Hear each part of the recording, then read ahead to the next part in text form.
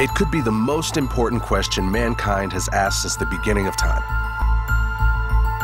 When and how did God create the heavens and the earth and the living creatures and all the things around us? The Bible tells us that God created everything in 6 days. Yet it's generally accepted that life as we know it evolved over millions of years. Which is right? Are they both right? Over the next 12 episodes, we'll explore the evidence that unlocks the mysteries of Genesis like never before and helps answer some of the most profound questions of our time. You see, as science and technology advance, we learn that the ancient text of the Bible has more truth in it than we could have ever imagined. So we'll explore this scientific evidence from the design of the universe to the origins of life, from dinosaurs and Noah's flood to the development of modern civilization. Let's start this exploration with what we can see with our own eyes, the mysteries and wonders of the world around us.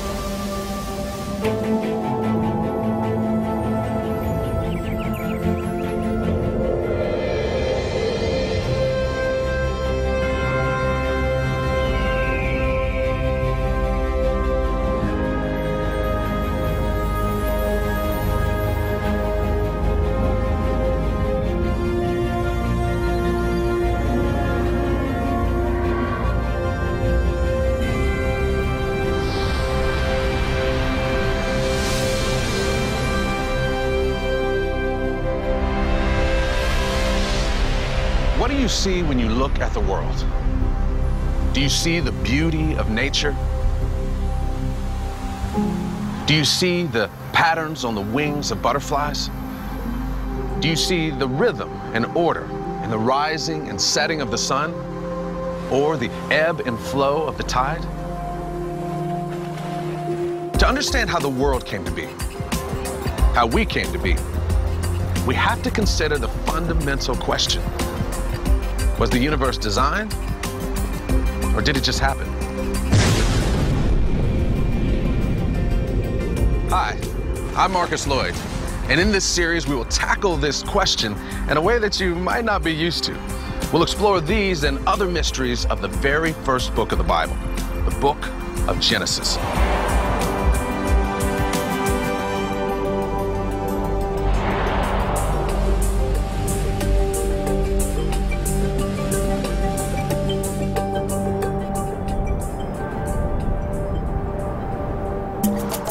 Design is important. You see, when we consider the world around us, people, atoms, plants, animals, outer space, do we see randomness or do we see design? Is all of this around us simply happening by chance? Or did some designer plan it? Let's take a look at the evidence. Take, for instance, the elephant. Now, the elephant's trunk can breathe, touch, even grasp like a hand. Or look at the hummingbirds. They have a unique design that allows them to hover, to fly sideways, to fly backwards with wings that beat at 80 beats per second. Accident or design? When we look around at the big picture, we see only a few major types of creatures based mostly on where and how they live. We see water creatures, air creatures, land creatures, and man. In 1735, Carl Linnaeus grouped animals, plants, and even minerals into different categories based on their similarities. It's the hierarchy and classification system that's still used today. He noticed that all mammals share certain characteristics, same for birds. The point is that there are over 1 million species of living things, and others still undiscovered. But even with all this vast diversity, all living things can be grouped or clustered into just a few types. Why do so many diverse branches of life share so many characteristics? Why is there similar design? Most scientists agree that if you provide the same set of environmental conditions, the same circumstances, that a creature is going to evolve the same set of features in order to fit that environment. So we have natural selection causing similar creature features. And so that's where Charles Darwin came in, suggesting that natural selection was part of the answer. And so his conception was that nature, in a way, selects certain organisms within a population, the ones that best fit their environments. And then it sort of deselects the other ones. And the prevailing view is that these kinds of changes or adaptations took a long time. We're talking millions of years. One of the textbook examples of adaptation is when an early fish began to crawl on a shoreline, and it began to change and adapt its fins into legs. So we adapt fins to legs as an example of evolutionary change. So if creatures actually do adapt and can adapt any feature, then given enough time and death, given enough time, you can adapt any creature into any other creature. So, according to that explanation, my opposable thumb is more or less just a random upgrade from other mammals. Now, this explanation also suggests that things change over long periods of time. In theory, given a few more million years, my dog could develop a bigger brain or opposable thumbs. See, there's no master plan. What we see is just how things have ended up. Now, have you ever seen animals that camouflage themselves to blend in with their surroundings? In the scientific world, this is called mimicry. For example, a chameleon. If he needs to be green, he'll be green, or brown, or striped, or spotted, or whatever he needs. Even humans will intentionally imitate what we see in nature. For instance, Leonardo da Vinci invented a flying machine based on his study of birds. So, why do we see mimicry among plants and animals? I think the ultimate example of mimicry is got to be the octopus, especially the mimic octopus, which was only discovered in the last few decades, because this is the only creature that mimics not just one other creature, but it mimics at least 15 other different creatures. And it can morph its body because of its incredible design to make itself look just like these other creatures, a lionfish, a sea snake, a flatfish, and a dozen others. On this mimic octopus, the resolution of coloration on its skin is just about the same as what we see on our television sets, as far as dots per square inch. And so it can make itself exactly colorized to the creature that it's mimicking. The most common explanation is that all of these creatures, with all their complexity, just happen to randomly end up that way. It makes me wonder if something else might be going on. Could it be that there is a designer? Let's explore this another way. Well, here we are in a junkyard to take a look at a car. Voila, the car. Okay, it's not really a car. It's actually just a pile of car parts. Now, if the engineer who designed the car came over here, he could show us how this all fits together. You know, the tire goes to the axle, the steering wheel goes to the drive shaft, etc. And before long, we would probably have a car of sorts. Simple, right? Well, it's simple because we have an engineer directing how we put it together. But let's just say that we don't have an engineer, and instead, they put me in charge. And to make this analogy work, let's just say that I have never seen a car before in my life. I'm not sure why that is, but let's just believe that I don't know what a car is, I don't know what it looks like, and I don't know what it does. Now, I would probably get a steering wheel and try to connect it to the air filter, because I have no prior design in mind. And before long, I would probably end up with a crazy-looking pile of junk. Actually, to make this car analogy mirror the question of origins, we have to make this one step harder for me to build a car. What if instead of starting with a pile of car parts that are designed to work together, what if we started with some raw materials? Some iron ore, some sand, and some oil. We start with essentially nothing. And from this, we're expected to end up with a car?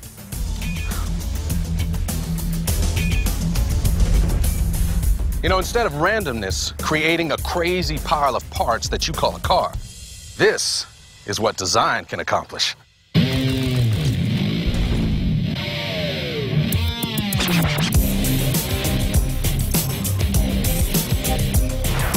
You see, a car, like animals and plants, must have an intelligent designer. There's just too much complexity for it all to have happened just randomly. You see, each part fits together with each other part because it was designed that way. Just like the parts of this car were designed that way. Now, you may ask me, why do you see design in everything? Well, it could be because one creator made them all. You see, things become very clear once you add a creator to the very complex world that we live in. You know, I think I'm just going to make sure that this engine was designed properly.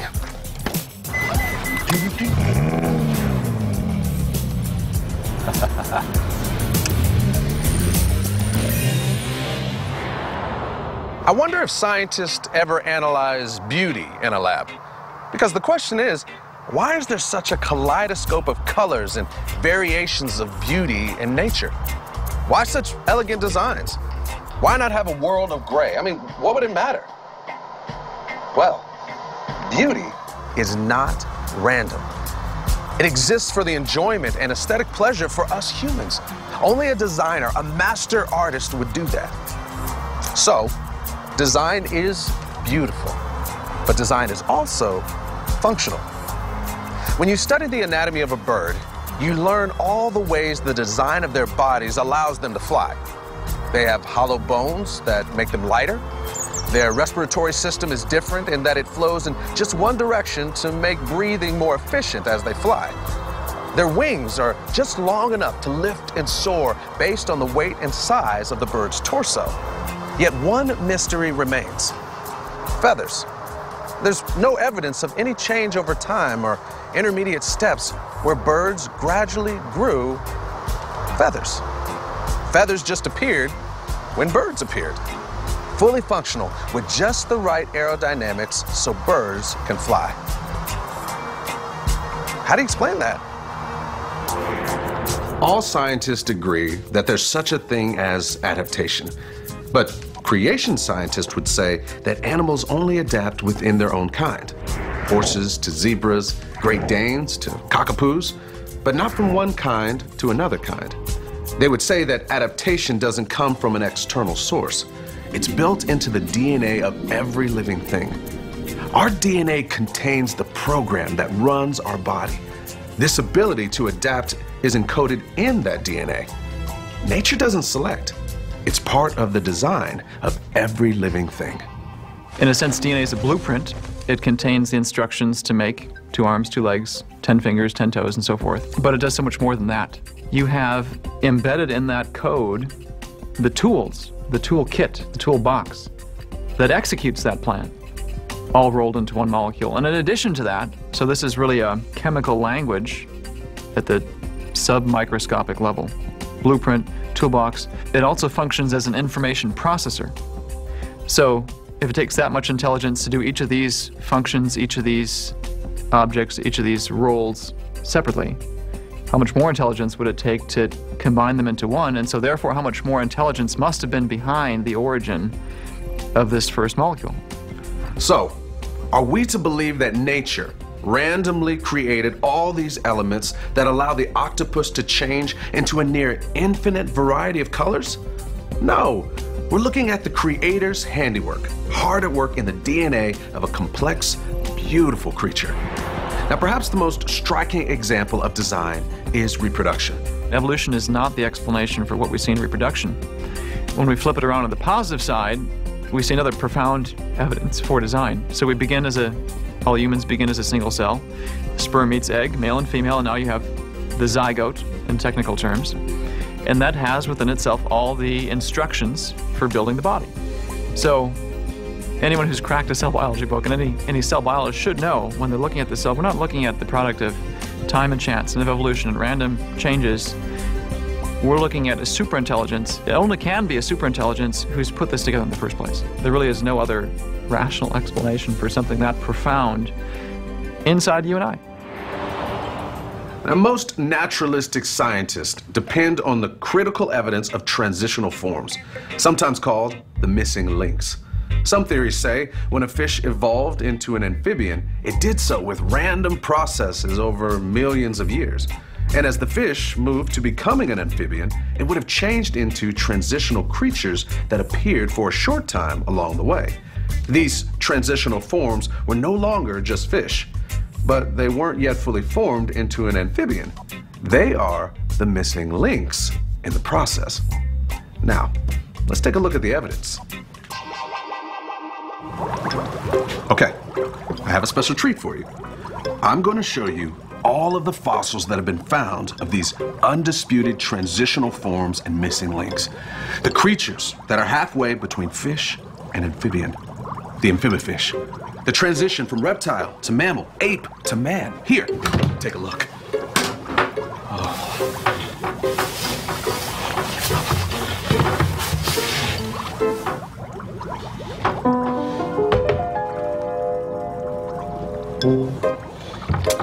Yep, empty. See, some evolutionists will claim that a certain fossil is a transitional form, but then another scientist will say, no, that's not one. Then another one will say, oh, but wait, here's one. And then another scientist will say, no, that's not one. So, there's not one bit of undisputed evidence that the scientists agree is a transitional form that shows natural selection changed from species to species. The evidence for it is, well, empty.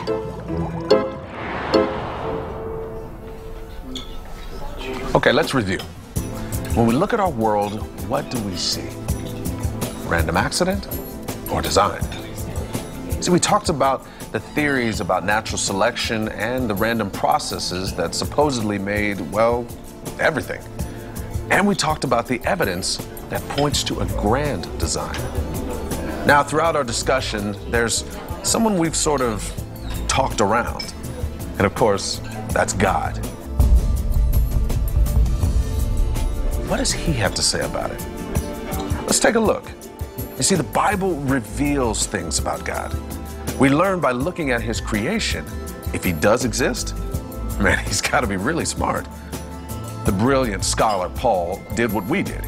He looked at the world around him to decide whether this was all random or the work of God, the designer. He told the Roman believers and us that his invisible attributes, namely his eternal power and divine nature, have been clearly perceived ever since the creation of the world in the things that have been made. You see, God is wise, and that's one of the things we would expect a creator to be. God laid out for us in the first chapter of Genesis the steps he wisely took to create the world.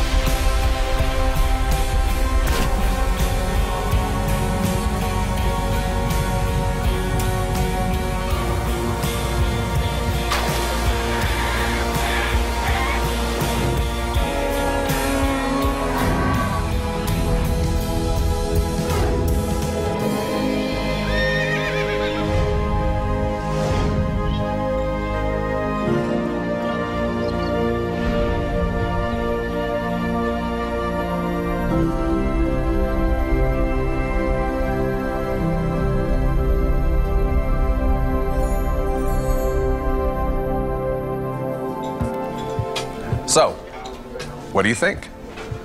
The creation scientist explains our complex world with just one assumption that pretty much justifies what we see.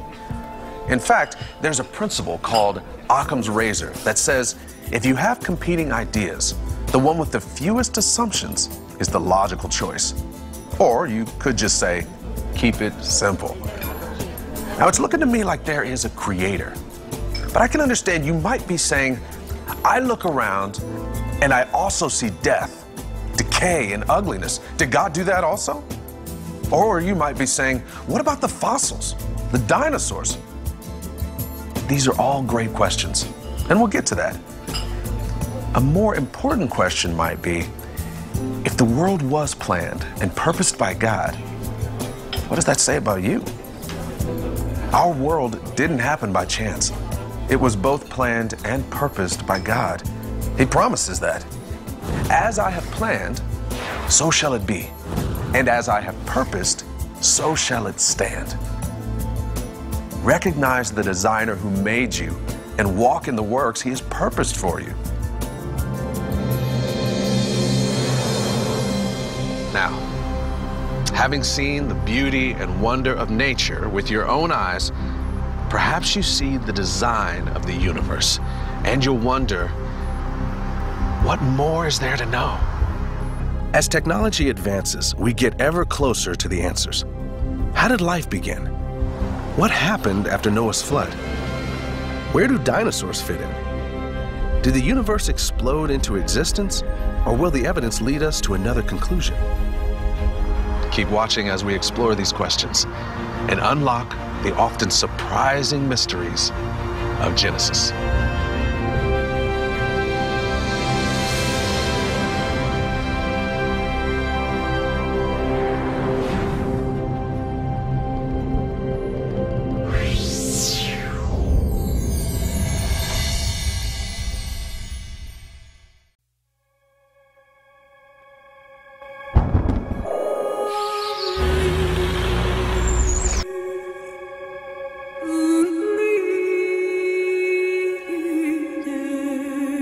We're talking about speculation about the past.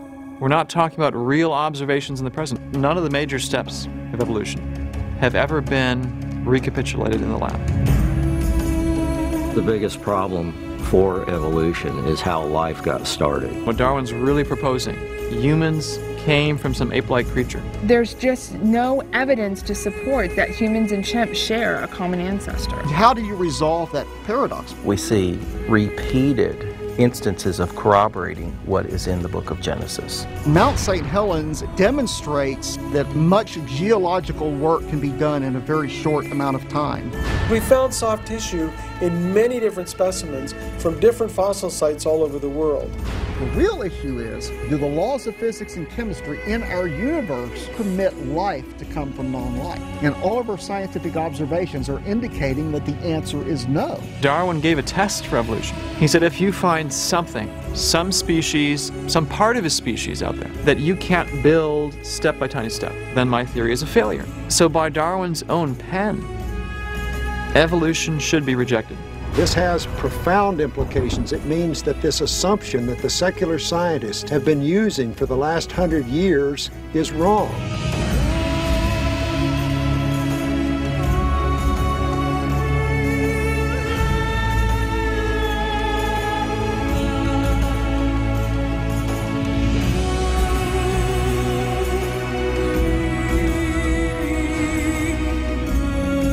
Are you ready for an adventure?